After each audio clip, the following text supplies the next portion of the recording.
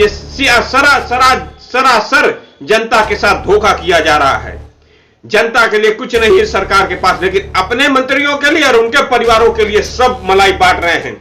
और मैं तत्काल मांग करता हूं उसकी जांच होनी चाहिए, वहां के कुलपति के ऊपर भी जांच होनी चाहिए और बेसिक शिक्षा मंत्री के ऊपर भी जांच बैठनी चाहिए और तत्काल रूप से कुलपति को और बेसिक शिक्षा मंत्री को तत्काल प्रभाव से बर्खास्त करे सरकार, नहीं तो माना जाएगा कि ये सरकार लोगों को लूटने का काम कर रही है।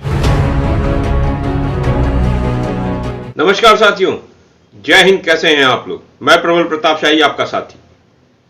आपदा में अवसर, ये शब्द तो आपने सुना होगा। इस कोरोना काल में काफी ये शब्द सुना गया और इसको गढ़ने वाले हमारे देश के प्रधानमंत्री, माननीय प्रधानमंत्री नरेंद्र मोदी जी।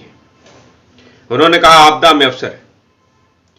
हां, आपदा में अवसर है, देश की जनता के लिए नहीं, उत्तर प्रदेश की जनता के लिए नहीं, दिल्ली की जनता के लिए नहीं, लेकिन भारतीय जनता पार्टी के, उत्तर प्रदेश के सरकार के बेसिक शिक्षा मंत्री के लिए तो यह आपदा में अवसर है।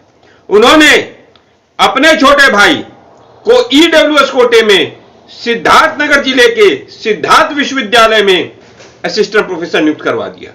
यह है आपदा का अवसर। यह वही बेसिक शिक्षा मंत्री हैं जब शिक्षक संघों ने 1160 शिक्षकों की मृत्यु की लिस्ट दी कि हमारे शिक्षक भाई मर गए हैं पंचायत चुनाव की ड्यूटी के दौरान, तो यही बेसिक शिक्षा मंत्री ने कहा कि यह विपक्ष की साजिश है, हम इन लोगों को मुआवजा नहीं दे सकते।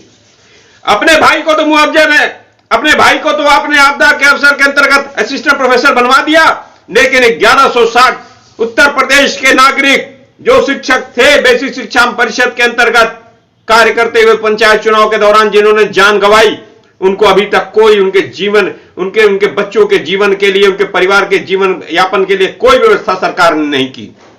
मैं आपसे एक और चीज पूछना चाहता हूं, यह बताइए कि वो 1160 शिक्षक जो मरे, पंचायत चुनाव में जाकर मरे और सरकार ने उन्हें भेजा, तो उसकी जवाबदेही किसकी होगी?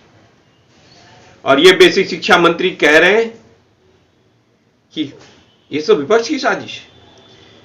और मैं एक और चीज बताता हूं, मेरे सूत्रों की जानकारी यह है कि बेसिक शिक्षा मंत्री के जो भाई हैं, छोटे भाई हैं, उनकी जो नौकरी लगी है, अभी नियुक्त जो हुए हैं सिद्धार्थ विश्वविद्यालय में सिद्धार्थनगर में, वो वर्तमान में बेसिक शिक्षा परिषद के अंतर्गत नियुक्त है शिक्षक सिद्धार्थनगर जिले में। तो एक व्यक्ति जो स्वयं शिक्षक है वर्तमान में, वो कैसे ईडब्ल्यूएस कोटे में आ सकता है? वो कैसे गरीब हो सकता है? वो कैसे कम आय का हो सकता है? अगर उसकी नौकरी भी अगर लग रही है, वर्तमान में लगी हुई ईडब्ल्यूएस कोटे में, ये सरासर जनता के साथ धोखा किया जा रहा है।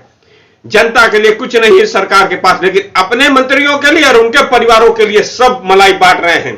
और मैं तत्काल मांग करता हूं उसकी जांच होनी चाहिए, वहां के कुलपति के ऊपर भी जांच होनी चाहिए और बेसिक शिक्षा मंत्री के ऊपर भी जांच बैठनी चाहिए और तत्काल रूप से कुलपति को और बेसिक शिक्षा मंत्री को तत्काल प्रभाव से बर्खास्त करे सरकार, नहीं तो माना जाएगा कि ये सरकार लोगों को लूटने का काम कर रही है।